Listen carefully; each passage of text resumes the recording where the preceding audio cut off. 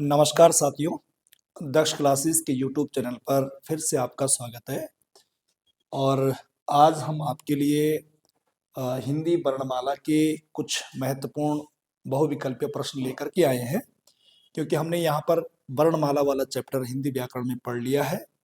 और वर्ण विचार वर्णमाला के अंतर्गत वर्ण विचार से जुड़े हुए जो भी प्रश्न बनेंगे वो हम यहाँ पर कवर करेंगे। तो चलिए शुरू करते हैं। आज का पहला प्रश्न आपकी स्क्रीन पर ये पहला प्रश्न है। पहला प्रश्न बहुत शानदार है। कामता प्रसाद गुरु के अनुसार हिंदी में वर्णों की संख्या कितनी है? चार विकल्प आपके सामने है, लगाइए फटाफट करके। पहला है 33, दूसरे 52, तीसरे 44 और चौथा है 45। कामता प्रसाद गुरु के अनुसार बताना है कि कामता प्रसाद गुरु के अनुसार हिंदी में वर्णों की संख्या कितनी है। जो सी की तरफ जा रहे हैं ये बिल्कुल सही आंसर है। हमारा पहले का हो जाएगा सी विकल्प, ये बिल्कुल सही आंसर हो जाएगा। ठीक है।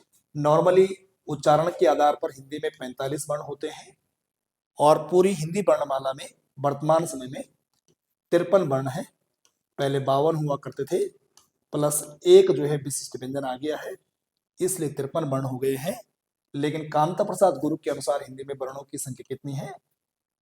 44 है। ठीक है जी। उच्चारण के आधार पर स्वर कितने हैं? 11 हैं।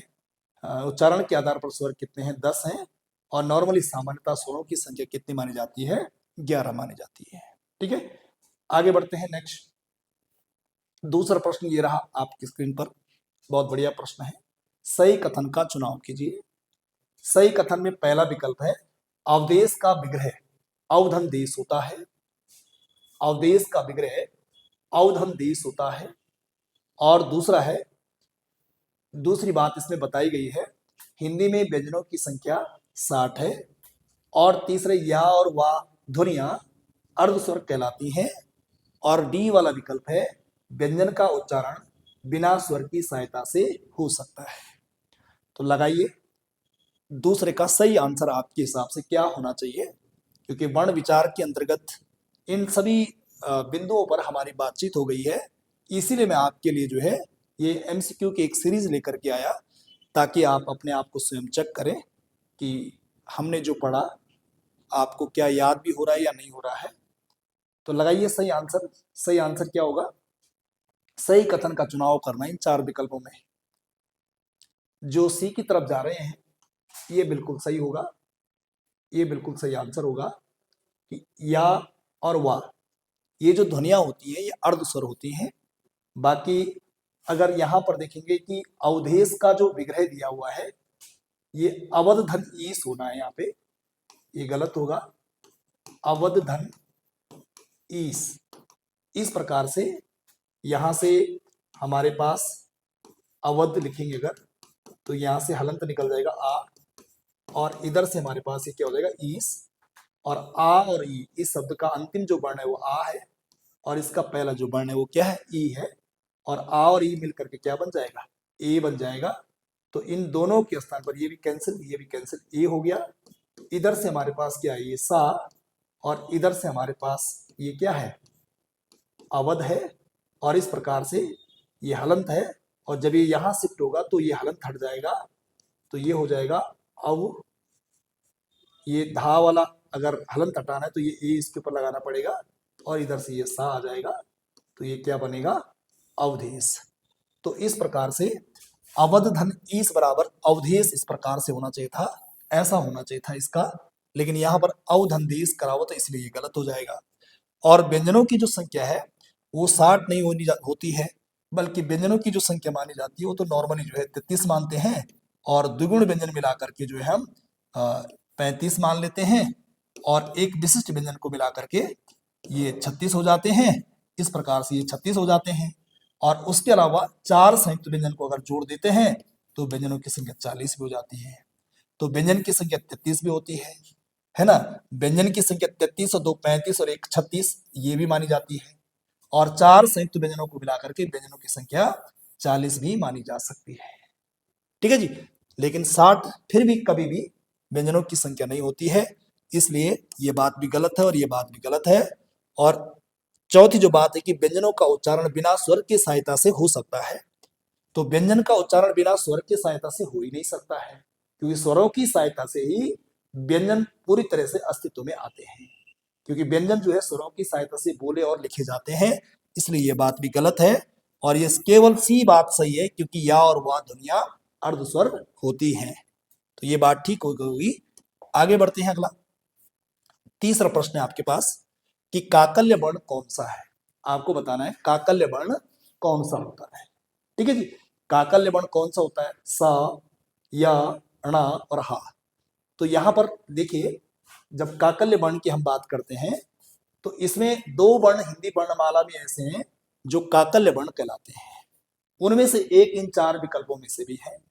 ठीक है जी। काकल्य का मतलब होता है कि हमारा जो ये वाला होता है, ये कंठ वाला जो भाग है, ये कंठ वाला भाग है, लेकिन यहां से जैसे हम पूरा कवर्ग बोलते हैं, है ना, हमने कल भी बात करी थी कि, ठीक है जी, कल हमने उच्चारण स्थान की भी बात करी थी, तो जैसे पूरा जो कवर्ग है उसके अलावा जैसे आ है ना, या फिर आ है, ये सब कहाँ से बोले जाते हैं? कंठ से बोले जाते हैं। लेकिन जो हा है ये कंठ के इस निचले वाले भाग से बोला जाता है, यहाँ से हा, और उसके अलावा आ, ये जो विसर्ग वाला आ है, ये दोनों हा और आ, ये दोनों जो है एक प्रकार से क्या है? काकल्य वर्ण है। तो यहाँ पर सा हमारा आंसर नहीं होगा। ये सा जो है एक प्रकार से हमारे पास दंत्य सा है, ये हमारा दंत्य सा हो जाएगा। और या हमारा जो है अंतस्थ व्यंजन है, ठीक है जी। और ना जो है एक प्रकार से अनुनासिक है, नासिका है ना, ये नासिका से बोले जाने वाला है, ठीक है। और यहाँ पर हा हमारा इस प्रकार से सही आंसर हो जाएगा। तो तीसरे का हमारा डी वाला विकल्प सही है। आगे देखो, अगला चौथा प्रश्न है, किन स्वरों के उच्चारण में हवा केवल मुंह से निकलती है? किन स्वरों के उच्चारण में केवल हवा जो है मुख से निकलती है? मौखिक स्वर, निरानुनासिक है ना, निरअनुनासिक स्वर, और ए बी दोनों, या अनुनासिक स्वर। ठीक है जी। अब यहां पर देखना यह है कि किन स्वरों के उच्चारण में हवा केवल मुंह से निकलती है, क्योंकि कुछ शब्द ऐसे होते हैं, कुछ वर्ण ऐसे होते हैं जिनका उच्चारण नाक से भी होता है और मुंह से भी होता है, लेकिन हमें बताना है कि किन स्वरों के उच्चारण में हवा केवल मुंह से निकलती है। ठीक है जी। तो कौन से होते हैं? मौखिक स्वर, निरअनुनासिक स्वर, ए बी दोनों, अनुनासिक स्वर। तो कौन सी वाली बात सही हो जाएगी? देखो, जो अनुनासिक होते हैं ये तो आंसर नहीं होगा। जो ये वाला होता है डी वाला जो विकल्प है, ये तो आंसर कतई नहीं होगा, क्योंकि अनुनासिक वो होते हैं जो नाक और मुंह दोनों से बोले जाते हैं। और मौखिक ये नॉर्मली जो है, यहाँ पर जो ए विकल्प है ये भी सही आंसर है, और जो अनुनासिक है ये भी सही है। अनुनासिक का दूसरे तरीके का दूसरा पार्ट होता है जिसे हम निरानुनासिक बोलते हैं।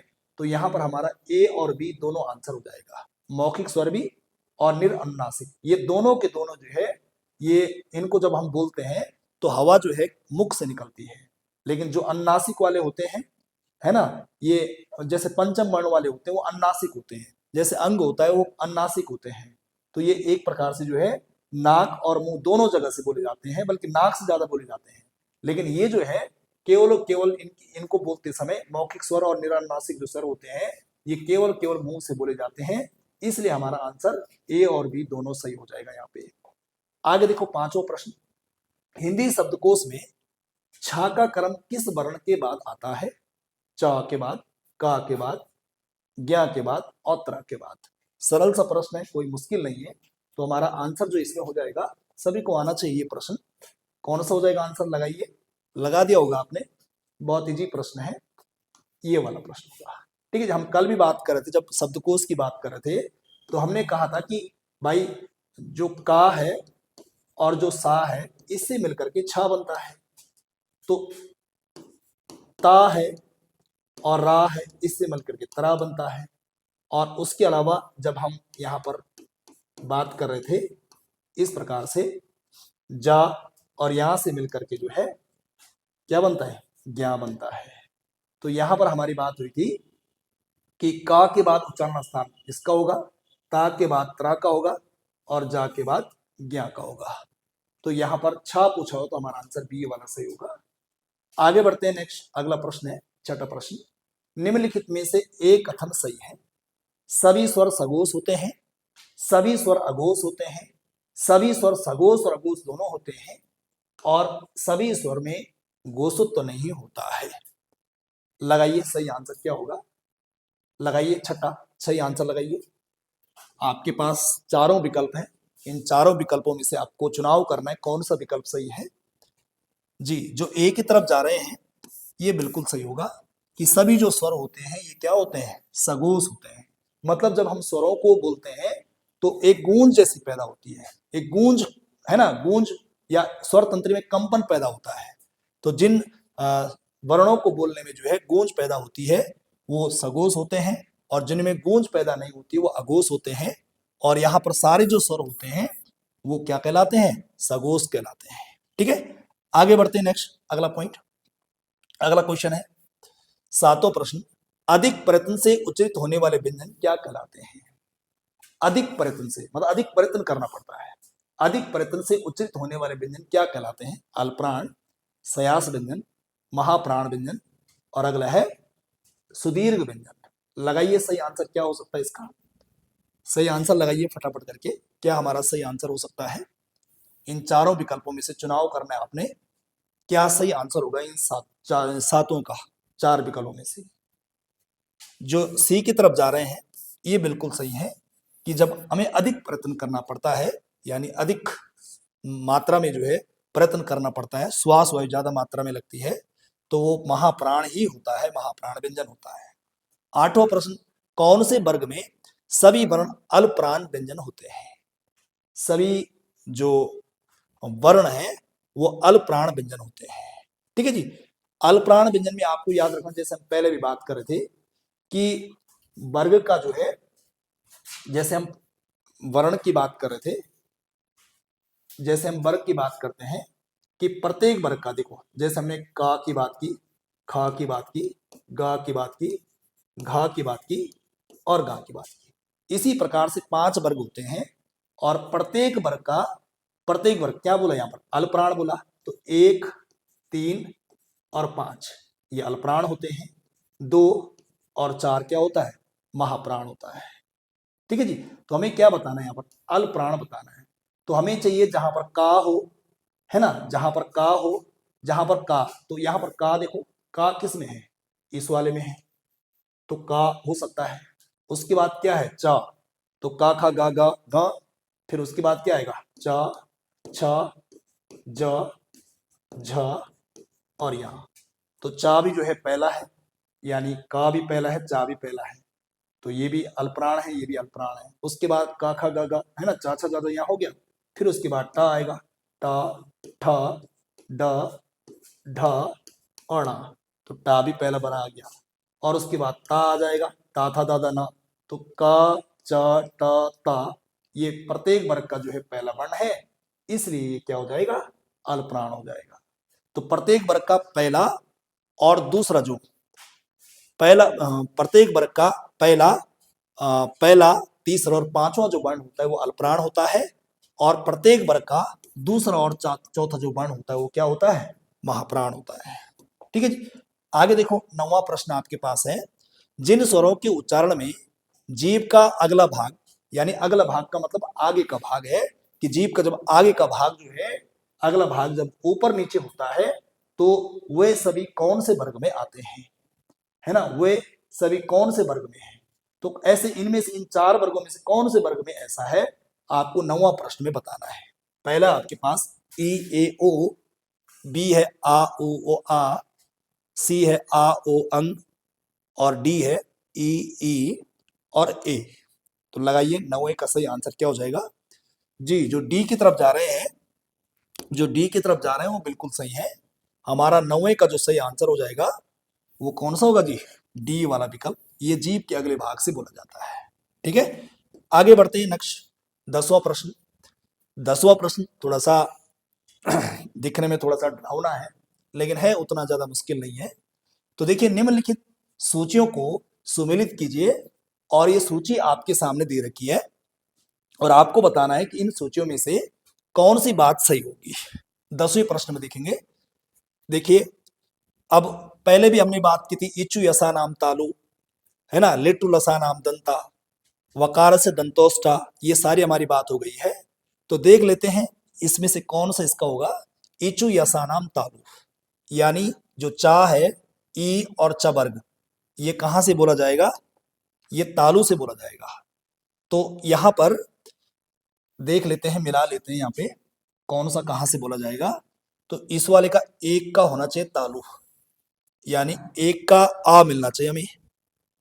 देखो पहले में ही चुनाव हो रहा है, इसी से हमारा काम बन रहा है, इचु यसा नाम तालु, ये वाला ठीक है।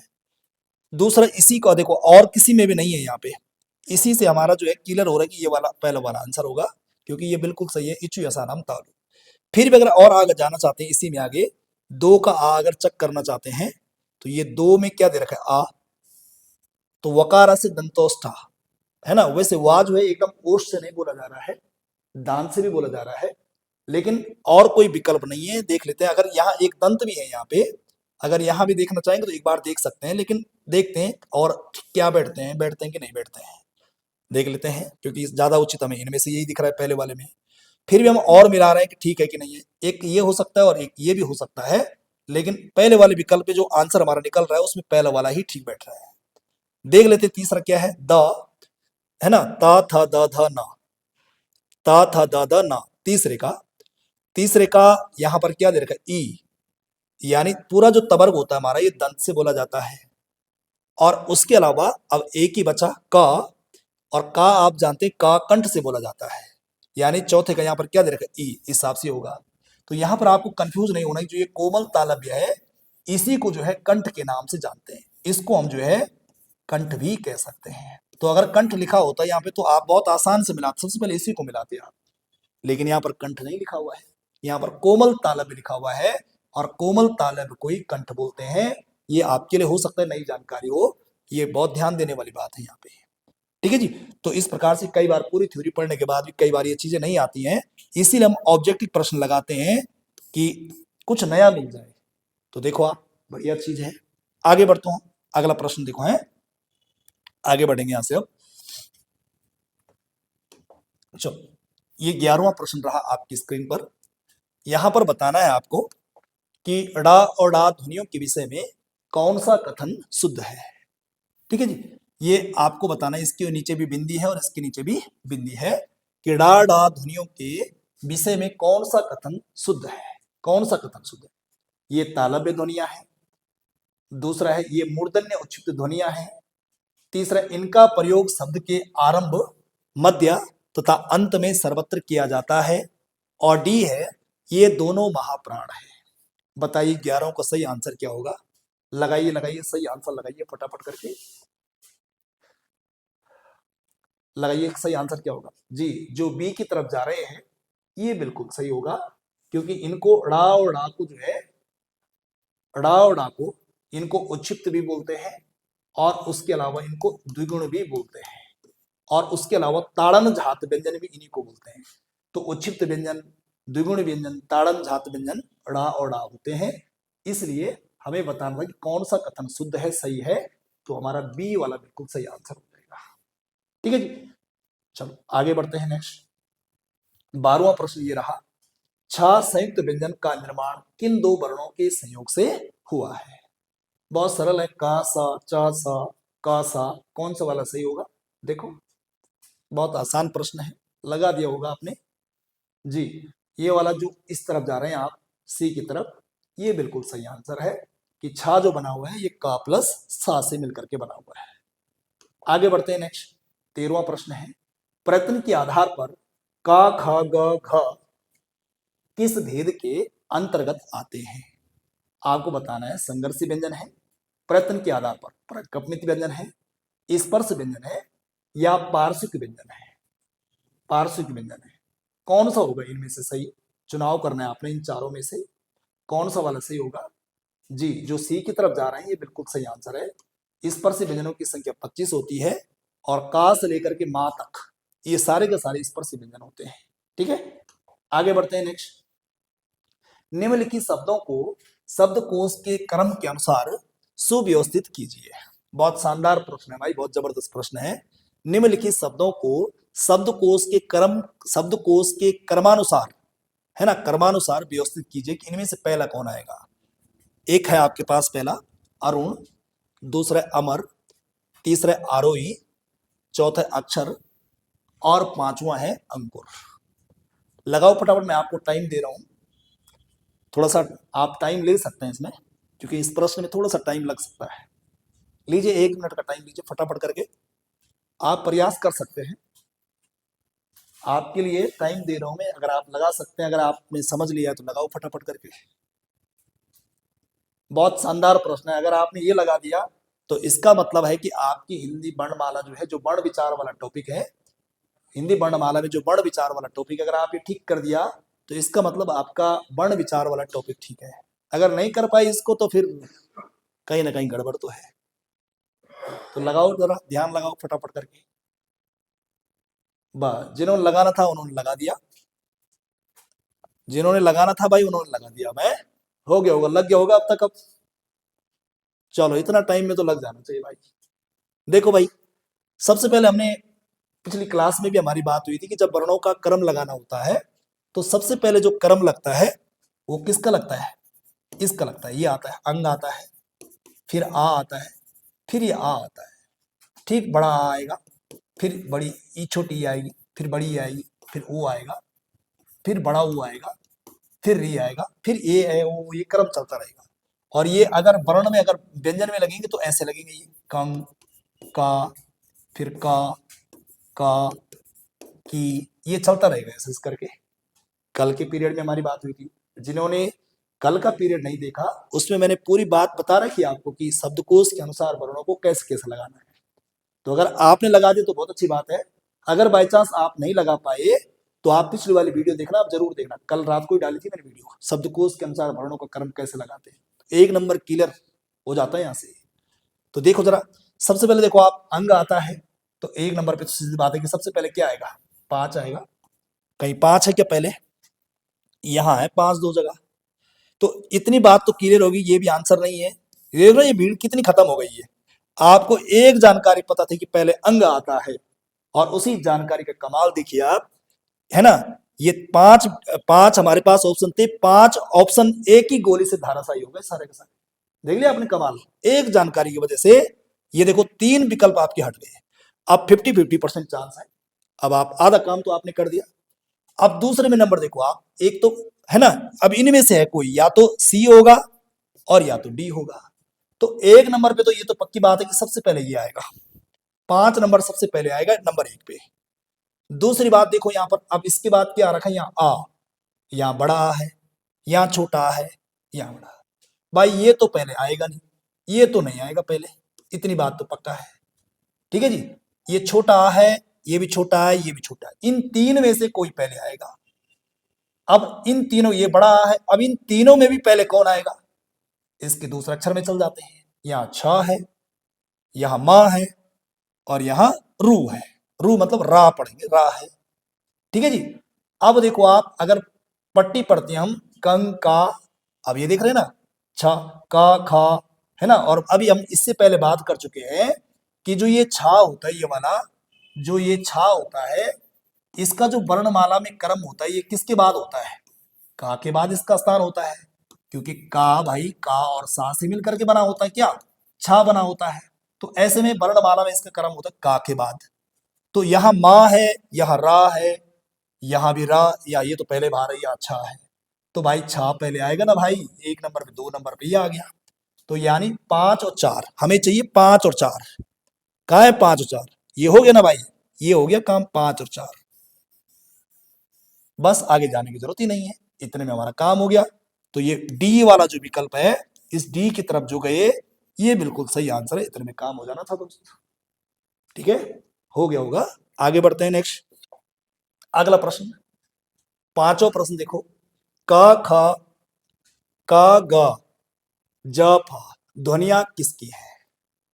ये देखना है, नुक्ता सहित है, ये नुक्ता सहित है, यहां पर ध्यान किए रखना है, ये नुक्ता सहित पूछता है ये। और एक बार नहीं, बहुत बार आ गया पेपरों में भी।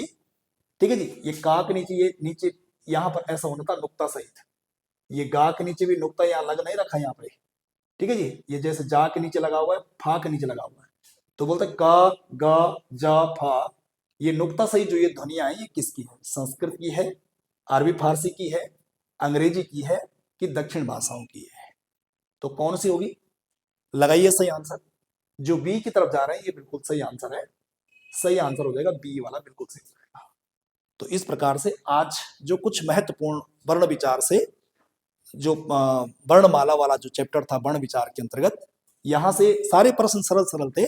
जो मुझे लगा जिन प्रश्नों में कठिनाई आप महसूस कर सकते हैं वो प्रश्न सारे के सारे मैंने आपके सामने रखे। बाकी और जो प्रश्न थे वो इसलिए नहीं रखे क्योंकि बाकी और सरल सरल सिंपल सिंपल प्रश्न थे। तो अगर आपने 15 में से 12-13 नंबर लाए हैं तो बहुत अच्छी बात है, और किसी ने 15 में से 15 लाए हुए तो वेरी गुड है, बहुत सुंदर है। ठीक है जी, चलिए आज के लिए इतना करते हैं, कल ठीक मुलाकात होगी इसी दौरान।